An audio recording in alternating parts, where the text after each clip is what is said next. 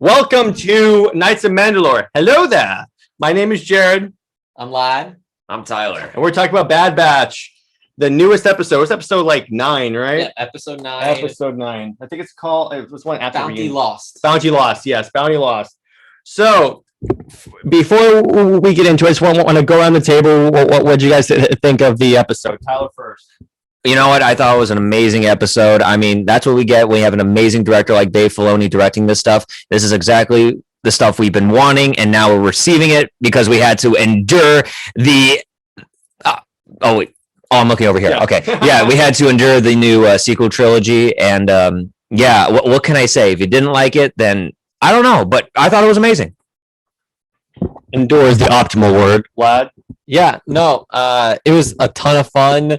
Just really getting to see all that action that's happening. It was really more of an episode focusing on Omega, Cad Bane, and Fennec, and then the Bad Batch were just the side characters in this one. They weren't really too much action, so it was a nice change of pace, actually. Technically, they were because Omega's a member of the Bad Batch. That's true. So as far as I love Cad Bane, so that was awesome. And yes, once again, it's nice to have good Star Wars for once. That's because it's nice to have good Star Wars actually in between. In the interlude between a Mando season, because normally it'd be Mandalorian, that'd be good Star Wars. Oh yeah. What about Raylo? Hold him down, Tyler. Well, you see, I don't know, because like they kind of shoehorned me into this podcast, like how Ray was shoehorned into the the new trilogy. I gave you the option to say no. Oh, but it's fine. I took it because you know what? That is the Jedi way, to say yes and to not deprive your friends. Plus, his skills in Halo kind of decreased, so he kind of owed us this. This is a Star Wars podcast, Jay. I'm just saying, I like to bring that up in any way I can. His skills in Battlefront also went down, so I guess I could say that. Okay. But yeah, so I guess we'll go around and tell what were our favorite reveals of this episode. Well, Cad Bane, right? Cad Bane, you had the Fennec girl, and then it was actually very suspenseful. I at no point during the entire episode was I not enthralled or engaged, because it was very amazing from the first minute to the last. I guess I'll go next. In terms of reveals, I like that they said like Boba Fett was like the alpha clone, and then Omega is like the other. So there was never episode 2 lied when they said he wanted an unaltered clone. Yeah, I'm like, obviously not. So if it's so what I'm thinking is Boba's unaltered. Does that mean that she doesn't have the growth acceleration? Yeah, I would at least also they're both unaltered clones. So no wonder she's like a kid, even though she's first generation. Right. So she's 10. Like most of the clones, like the first generation, the first batch of them were created around 10 years before this period in time. So Rex is actually only 10 or 12 years old without the growth acceleration. War ages a man. And war ages, and then also they have like the growth acceleration. So he's probably like in his 20s or 30s, honestly, with all that. But it's interesting to see because I guess Boba would be around the same age as Omega. I think maybe Boba's a little bit older at this point. Maybe he's like a little bit, maybe like closer to 15 or something, right? But it's really, you never know, right? I mean, I bet now that they name dropped him, I think it's only a matter of time till we see him, especially as he's basically Omega's brother, right? Yeah, so brother. I don't know. Like that's kind of interesting just to think that like they're both like clones of Django. So it's interesting. What I think happened, the reason why he had Omega's a girl, where all the other clones are male. So I think maybe Django requested a son and a daughter. That's the only way this makes sense. Or maybe there was a problem in the coding process, and just through her genetic mutations that she happens to be a girl. Yeah, something. I guess that would explain why the Kaminoens really want to get Omega back, because because Boba's gone, Django's dead, so she is the last amount of DNA. She has the perfect genetic template because she is a first generation clone. Remember, because they were going to use her genetic makeup to make another Jango Fett clone series, whatever. Mm-hmm. Now, what I thought was kind of creepy-ish about the episode is when Omega's on that platform and she finds those tanks full of cloned Kaminoens. What's up with that? I was like, what the heck is going on? We were like, did they break? wait a second, the aliens from Area 51 came from here. Star Wars is real. Yeah. No, it seemed kind of interesting to see, some other cloning going on because we're always used to seeing them like they clone Jango Fett. That's the only thing they do. But they actually have a lot of other jobs that they do cloning for. Just the Grand Army of the Republic is one of the biggest ones they work for. So it was interesting to see that little outpost where it was like Kaminoens, but their eyes were really big. They really did look like straight up aliens or something going on there. So another thing I thought was pretty interesting is, so we saw Tan Wee from episode 2 briefly, and by briefly, she shows up. She's supposed to bring the payment to Cad Bane, and then Fennec just offs her. So the thing is like, oh, someone should tell Obi-Wan. This is so sad. How does that make you feel? Well, I felt pretty sad because when I watched Star Wars Episode 2, even though I was probably, I fell asleep during the first half of the movie and I saw her, because when I remember her, she was like, oh, isn't she like a nice, eloquently long-necked, woman? And when she died, it was like, oh, dang, that sucks. Because, she was nice. We also find out who hired Shan, who hired Fennec Shan. It was the other Kaminoan against the knowledge of Lama Su. Wait, what was her name again? I forget what her name was. Nala Se, I think. Okay, Nala Se. Is the Well, someone's been paying attention. Doctor one. He always has all these facts. But yeah, so Nala Se apparently hired the bounty hunters to basically hide Omega from Nama Su because she probably knows what they're going to do because they're going to bring her back and dissect her and get the DNA and then kill her. Yeah, that was what the prime minister was saying, that they wanted her to bring her back, but now they were just gonna terminate her afterwards so that she couldn't get into other people's hands. How about we speculate though? Let's give the audience what they really want. So why in the heck would the Kaminoans, the Topiakians, whatever they're called, want the long neck people? Thank you. What would they possibly want with Omega's genetic template? Now, would they use her genetic makeup to make the anti-troopers that we saw from the Battlefront series? Possibly. Wouldn't that be really cool? Because I'm waiting for that. I think what he's talking about is something that rhymes with Clone Rebellion. Oh yeah, you guys know what I'm talking about. Maybe we're leading up to that. Yeah, because if you notice, in the previous episode where Cad Bane first shows up, Nama Se refers to Omega as his contingency plan. Yeah. Now I'm like, what would you have a contingency plan for in this context? My thinking is they're going to build more clones and then go toward the Empire. That is a really good question because they also don't like that the Empire is kind of getting all this control over them, and also they want to stay in business with the Empire, right? They mentioned that like, hey, pre-existing contract. They're like, what? We want to keep this going, but also they mention we need to have this contingency plan in place. So what is so important about having a perfect genetic template of Jango? Like, how could that help so much? Because they already have all these clones. Do they want to create new clones to counter the Empire's army? Or just, like, what could be so valuable with her genetic code? Is it maybe if they access it, they can, I don't know, override the clone's Order 66 chip? That's what I think. Like, with that perfect DNA, somehow they can find an override for the chip and turn against the Empire, because they don't have control over the clones anymore. The Empire has full control with this. No, what I think is going to happen, I'm going to make a prediction, is Nama Se is going to find a way. Nama Se is going to be the one who turns off the switch, and that's how we get the clone rebellion. I don't think they're going to build more clones because that would take forever. Yeah, it does take time.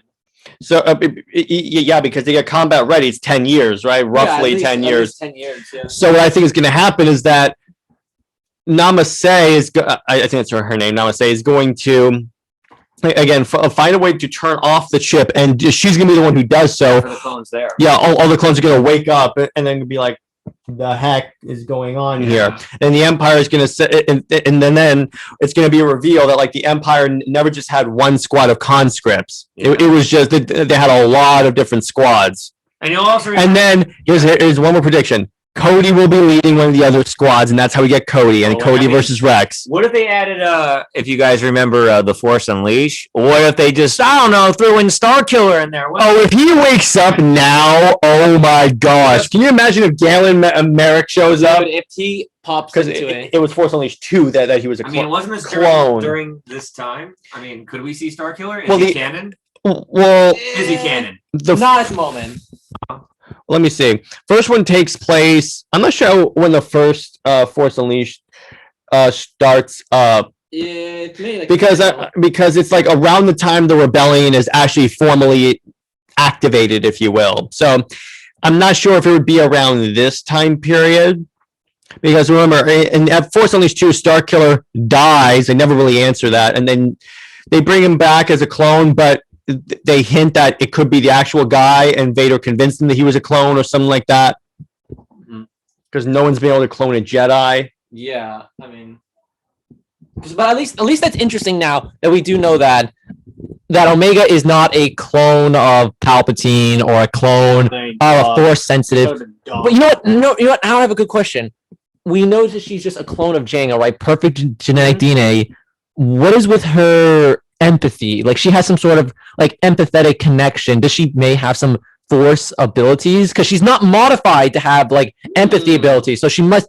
Is it a little bit of Force, or is it just inherent? Maybe her mutation is she's like linked somehow to the clones. I don't know, because remember they said that she was perfect genetic DNA. But they also said that in the first episode that they had 5 defective clones. Well, like 5. Yeah. And then it wouldn't be Echo because he was a reg. Right. I think maybe because at the beginning they thought that she was modified in some way, that she was she had some sort of genetic difference. I don't know, because now it seems like maybe she just doesn't have, like they were just telling her that she was modified somehow. I'm not sure. She was modified if she didn't know. I'm not sure. That's kind of weird. Because they did say that she was like her perfect genetic DNA. I don't know. I'm not sure. What do you guys think?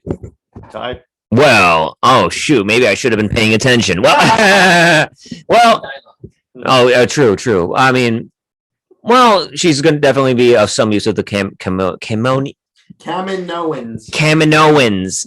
for her to. Well, see, the thing is, they were going to kill her off, but I mean, it's very interesting because you have these different plot twists, and it's very cool because you have different layers because the Kaminoens or whatever, close enough. Anyway, yeah, you got them, and then you have the other long neck girl who wanted to save her because we hear from the lore is that these long neck people Kaminoens. Thank you. Anyway, they were out for their own best interest. They're very business oriented, and they didn't really, and they weren't really empathetic people to begin with, nor sympathetic. But you see her, can't remember her name. Nalase. What? Nalase. Yeah, you see, it's kind of like Avatar. Namaste. Okay. Anyway, she has empathy towards Omega, wants to keep her alive while the others just want to harvest her genetics or whatnot. But yeah, it's very interesting to see where this could potentially go, because now Omega is back with the Bad Batch, and what do you think? I think we could speculate what's going to happen next. What do you think, Mr. J? Oh, geez, that's a broad question. Where are they going to go? What is going to happen next? I think they'll probably at this point, or I think one thing that's going to happen is because remember, I think Crosshairs was burned, so I think that may have screwed around with his chip because he had some head damage or something like that. Yeah. So I think it could be it starts to turn off and on and stuff. So he starts to remember that they did say you're being controlled by an inhibitor chip. So he's gonna be like, wait, what? Do you remember Crosshair from the previous episode? Like how ardent he was trying to fulfill the mission, getting his face burned and getting. It was like shoot the kid. Shoot the kid. He was like really going after him, even after he was always totally beaten down. He's just the only thing he cared about was just to hunt them down and take him out. So that's interesting. We could see that happen. All I want. Let me put it this way: if all of a sudden, what I think will happen pretty soon is that we'll start to get more hints of the Clone Rebellion if they're going with this. I think what it will be is at one point it could be the ending scene of an episode, but the Kaminoens, that's the way you pronounce the word, Tyler. Kaminoens. Okay. They're going to be walking into this room, and then it turns out they have all these rows and rows of Bacta tanks. It turns out, the way I see it, the Kaminoens had a pre-cloned army of clones because they knew about the chip and Order 66. They established this in Clone Wars. So I think that they pre-manufactured an army of clones in case this ever happened. Yeah, that's actually a good point. So maybe they have access to all those clones, but they can only be activated using Omega's data genetic sequence Could or be. something. Could be, yeah. May I- I- what they need her she's for? the key. And like she like unlocks because them she or has something. empathy or something like that. It could be she reaches out via some type of mind thing. Mind thing, yeah, kind of interesting because maybe she is modified in some way that she has that empathy thing. I have to go back and rewatch It it. could be she's the key. Yeah, right. It's kind of interesting. And then they're like, okay, activate the clones. We're going to war with the Empire. And then all the clones get wiped out by stormtroopers. And then that's how we get the transition from stormtroopers to from clone troopers to stormtroopers. Yeah. Activate order number 70. Yeah, it's just the next one. Mhm. Yeah. There wouldn't be order 67 No, whatever. I mean, if it's the next one. I'm just no. It wouldn't be like that. No, just probably. 67 is like when you order a bunch of pancakes. That's the protocol for that one. It's like, flood everyone with pancakes or something. a gunship fires pancakes. Yeah, that's what 67 is. Everyone knows that one. But 70 would make sense for the next one, I think. What about 71? Well, why does 70 make sense? Why does that number make sense, lad? It just It could be 72. It could be 86. However many numbers Whatever. are. What the point is that they will initiate probably One order, in order to probably reactivate the clones if they got a reserve batch of clones on standby or something. or they could they actually do have like a switch that like destroys the inhibitor chips, and then the Yeah, clones right. are like, "What just happened?" Yeah. Because if you notice, the clones don't. I'm wondering if the clones are aware of their actions Yeah, they said when they the chip were, is active. Yeah, because Rex was pretty. Wrecker, if you remember what Wrecker said, he said as the chip took over, when he was done, when was it they took it out, he said that he was in control. Well, not in control of his action, but he knew he was cognizant of what was going he on. was trying to fight it, he said. Yeah. Couldn't. Yeah, and Rex was too when his chip was activated. So that's interesting. So can you imagine what like the psychology waking up and being like, "Oh yeah, I don't have to do the Empire's bidding anymore," but I was kind of a dick. Yeah. Yeah, no. That's fair. All right, so lad, where do you think we're going? Oh, so now we have, Omega's back with the Bad Batch. The bounty got away. We know the Kaminoens Got away. bounty hunter got away, yeah, and we know the Kaminoens. Namasu, right, the leader. Not Llama suit. Lamasu, the leader. It's like a llama. I'll write them all down later. Lamasu, the leader. The guy with the fin on the top of his head. We should have a lesson on how to pronounce these names. Just a whole episode devoted to that. Yeah, just to not miss. Star Wars phonics. Yeah, but that could be a fun one. He's still gonna want Omega. They still need a contingency plan, right? Mhm. So he's gonna find. Maybe they're still gonna be looking for Omega. I think maybe Hunter's mission now is we just have to protect Omega. Mhm. They're not necessarily going to go to war with Empire, but for the past, they're probably going to end up crossing with Crosshairs that's still out there. Yeah. One more thing is that I think what they'll do is that I think maybe Namaste will use Crosshairs to test if she can shut down the chip, Mhm. and then he'll wake up and then he'll go rejoin the Bad Batch, and I think he dies. When they do the Clone Rebellion, I think at least he's going to die, Yeah. among others, so for a nice little redemption arc. But I do think a lot of the Bad Batch are probably going to die in the Clone Rebellion, Probably. most likely.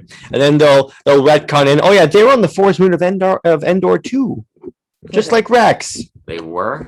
Well, did you hear that story? So in episode 6, there's this dude that has a beard and looks like Rex. Yeah. So fans pointed this out, and then I think like Lucasfilm retconned Yeah, it that was is Rex, Captain Rex. Yeah. Which is kind of weird because wouldn't he be super old at that point with growth acceleration? Yeah, probably like towards the end of his life there. Let me see. It's right there. It's that camera. camera. Pick up now, unfortunately, but for us, we know that this is kind of what he looks like there. Kind of looks like Rex, honestly. So we have had a live action Rex, Kind of, I guess. but his name is Nick Sant. Let me see. This is because that guy was already named Nick Sand. And it just said, no, it's Rex. Yeah, I think they said something like that. Oh boy. His identity has been assumed. Ah, He is Jason Bourne. yes.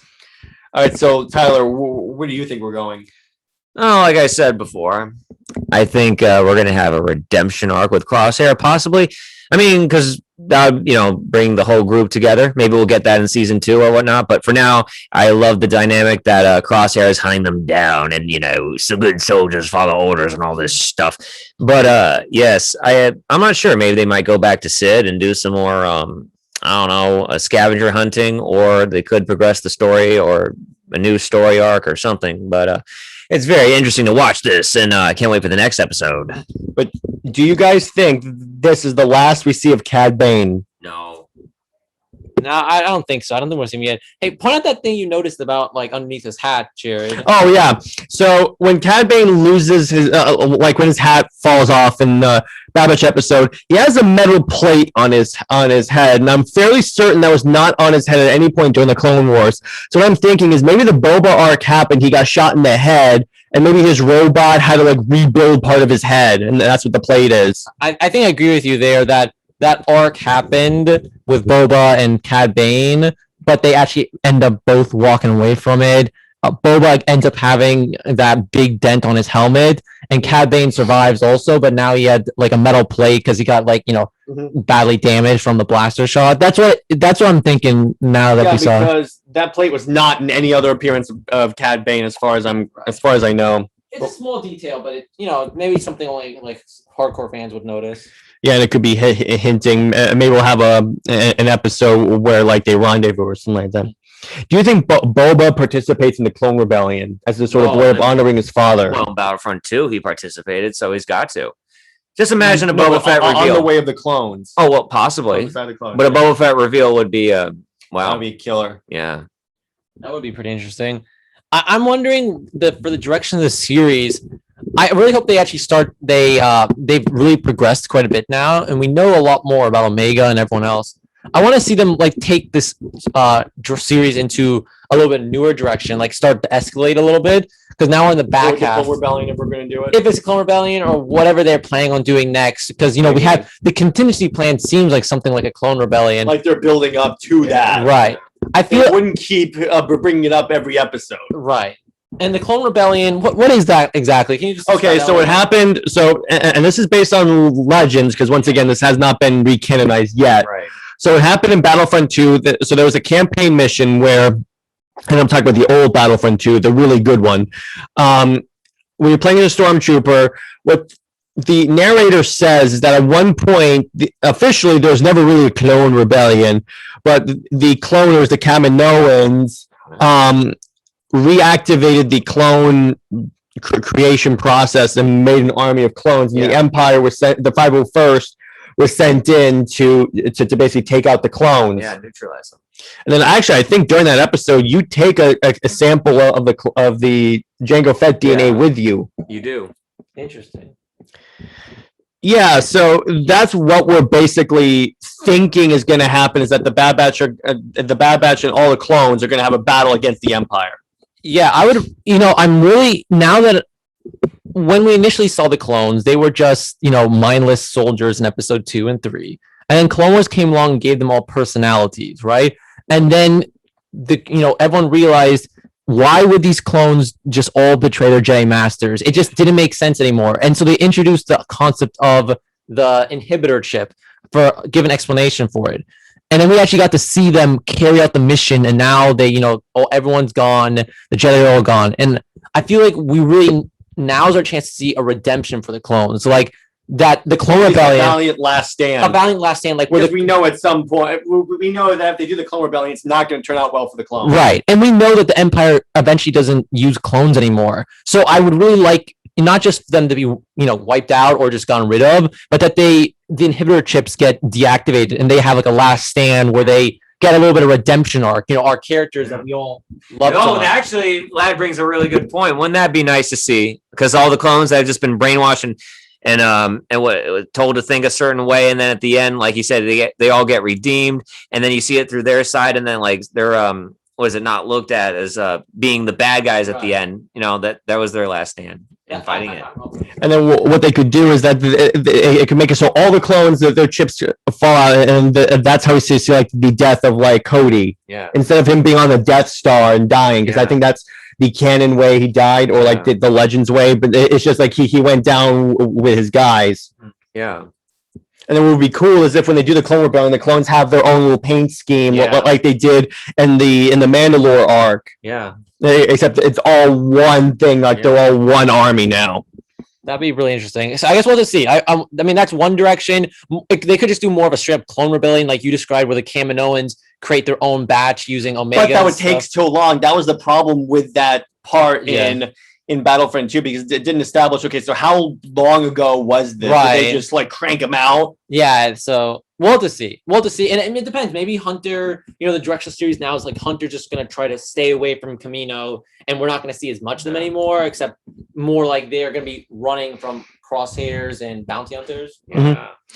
Another thing that could be cool if they do the actual clone troopers against stormtroopers, it would be a nice because remember the clone troopers had spent so long fighting for the Republic, and now they have to fight technically against the Republic. Yeah. So imagine that they have to be they're the first rebellion, and they're what inspires the actual rebellion. Can you imagine that? Yeah. Somehow they get like the whole like recording of the clone rebellion and spread it, and then all of a sudden they start the helmets. What's painted on the helmets? I have this whole thing figured out. Is the rebellion emblem, and then what happens is that the clone rebellion that's sent out throughout the galaxy inspires others to take up that rebellion. Interesting. Because if they're not going with Starkiller, because remember he was the one who inspired the actual rebellion in Legends canon. Yeah. There's so many different ways the show could go because it's like every time you think you figured it out, they just do a complete 180. Yeah. No, but I mean the show's definitely had some really good potential. Like there's a lot of ways they can take it, and so that's just what's exciting. We can just theorize a little bit and have fun with whatever comes next. Let me put it this way.